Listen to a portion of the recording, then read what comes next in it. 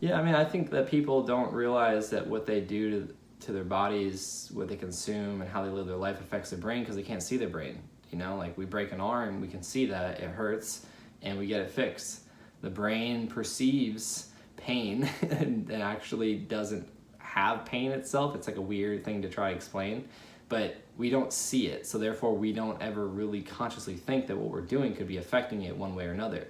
We just typically think when it comes to our brain that, you know, don't hit your brain, or don't do drugs because it's going to kill brain cells, or this or that, or, you know, study and read to be smarter. But we don't think about the health, resiliency, and strength and performance of our brain. For me, that was going through the obvious TBIs, concussions, brain surgery, gamma knife radiation in 2012 for a reoccurrence. But ultimately what it was a friend sharing a documentary that just made so much sense and to the science of how simple it is of like your body rejuvenates every one of its cells over time. Some are daily, some take 10 years to fully rejuvenate. But what you feed yourself is what's building the materials for your being. It's like building a house. If you want to build a strong house, you know, you're going to use treated plywood. You're not going to use particle board. You're going to use treated plywood, and you're going to put sealant over it and shingles on top of it. You're not going to put just particle board out there or cardboard and expect it to last. That analogy applies to the human body on a more complex level, but I find because people don't see their brains, they don't think about it that way. They don't even think about their bodies that way because that's not what mainstream, you know, marketing and media and even education tells us. So for me, it was really going through those wake-up calls and those adversities to open my mind to it. And then it was really open with that documentary. And then after the second diagnosis, which we treat with gamma knife, which is a form of radio wave therapy, this book called Grain Brain by Dr. David Perlmutter was given to me as a gift at the end of 2013.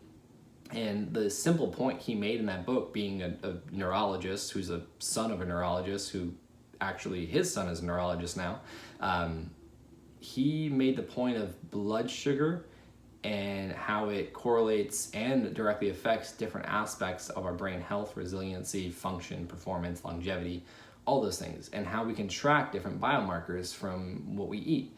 And that was the first time I ever heard about the word ketones, the word ketogenic, word keto, the ketogenic diet.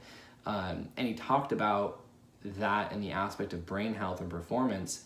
But he also talked about things like fat and cholesterol and salt that are super misunderstood. And it's all context. There's all these studies that show fat makes you sick or this or that. And it's usually, or all of those studies for the most part, that are using whatever type of fat source, whether it's quality or unquality, are all linked with high amounts of carbohydrates.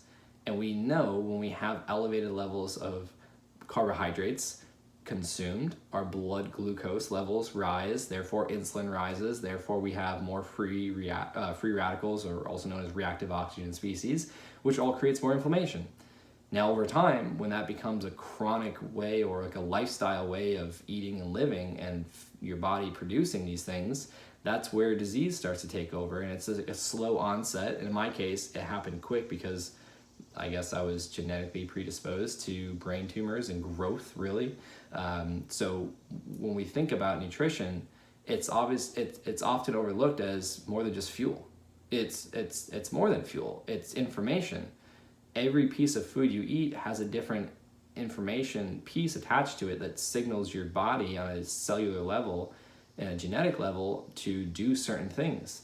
And we can, this is the study of gene expression called epigenetics. We can influence our gene expression, which I think it's been known now, 70-75% of our genetic makeup can be expressed one way or another. It's not just fixed with diet, with mindset, with lifestyle, with movement.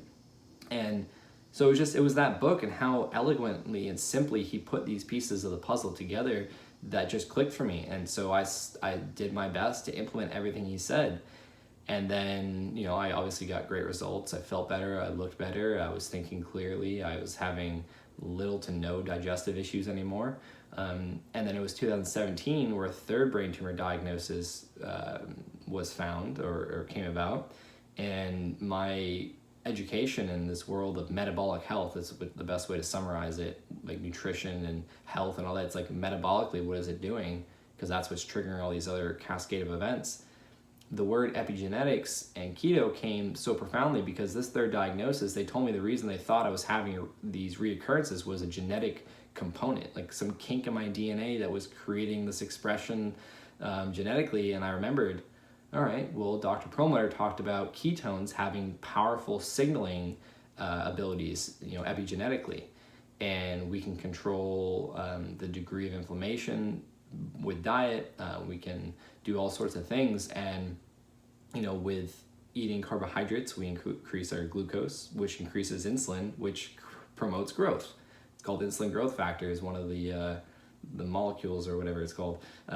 So I put these things together, and I was like, man, okay, eating carbohydrates promotes insulin, which promotes growth. Epigenetics, I think it's a genetic, thing here. Ketones have, powerful, positive epigenetic factors to them.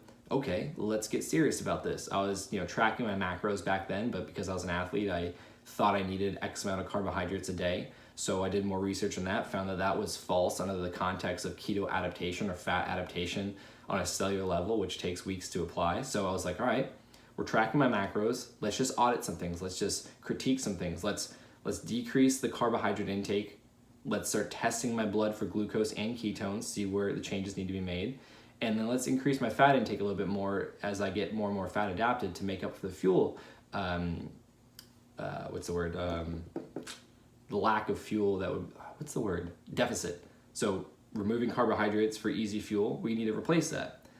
The way the body works is it takes time to be able to switch to that fuel source. We're like hybrid machines. It just takes some time for the body to get the instructions to burn fat for fuel. So I started just doing all these things and changing things and educating myself more, and got really passionate about the ketogenic diet, and started over time supplementing exogenous ketones, because we know with research that the brain prefers ketones for fuel, so much so that even in the presence of glucose, the brain will utilize ketones before carbohydrates or glucose. Same with the heart, and they perform more efficiently. They use less oxygen per molecule. They produce less free radicals per molecule, and they're like solar energy compared to gasoline in a fire or sticks and pine needles on a fire. So I just put all these pieces together, and I was like, man, there's something to this.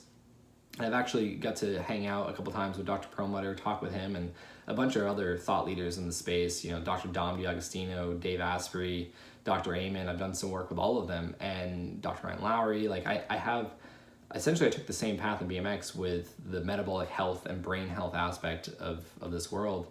But ultimately where this story is going is I got that information with the third diagnosis. I recalled all the things I was learning, especially from Dr. Perlmutter's book, Grain Brain. I started lowering my carb intake. I upped my fat intake. I started introducing fasting and MCT oil and powder. Later on down the road, implemented exogenous ketones. And then for 2 years, scans showed no progression. And I kept doing that, and I, was really excited about it. And that's really what led me to becoming passionate even more so about communicating these complex topics and distilling them into be simple, practical things. And I know what I was just sharing a minute ago was kind of probably over some people's heads, even though I was trying to explain it simply and quickly. But that's why I do all the things I do, is because I want people to understand it's a lot simpler than it sounds. It just may take a conversation or two to understand the basics, but there's plenty of free resources, and I want to be one of those resources to help people, because by me doing what I do and implementing the things I have, which allowed me to share from personal experience, I've helped people go from 3 to 5 seizures a day to a friend of mine who worked with me, started out as a client of mine, now good friends. He just posted about 600 days free of seizure now. And that was to avoid a third brain surgery to remove more brain matter, because his surgeon thought that's what was causing the seizures. But we know that ketones have powerful anti-seizure effects, because that's how it was founded. The ketones were found on accident in the 1920s or 30s when they were fasting children with epilepsy, and they noticed their seizures were going away, but then they were finding these molecules in the blood. And so the ketogenic diet was founded upon that understanding, with adding protein to the mix at different ratios, so that way they weren't starving, but they were in a fasted state, so to speak, because when you don't have carbs introduced to the body, the glycogen stores, which are stored carbs in your liver and muscles, deplete. And then the body's forced to look at fat for fuel because we're hybrid machines. And with that fat metabolism in abundance comes ketones, which can be used for energy.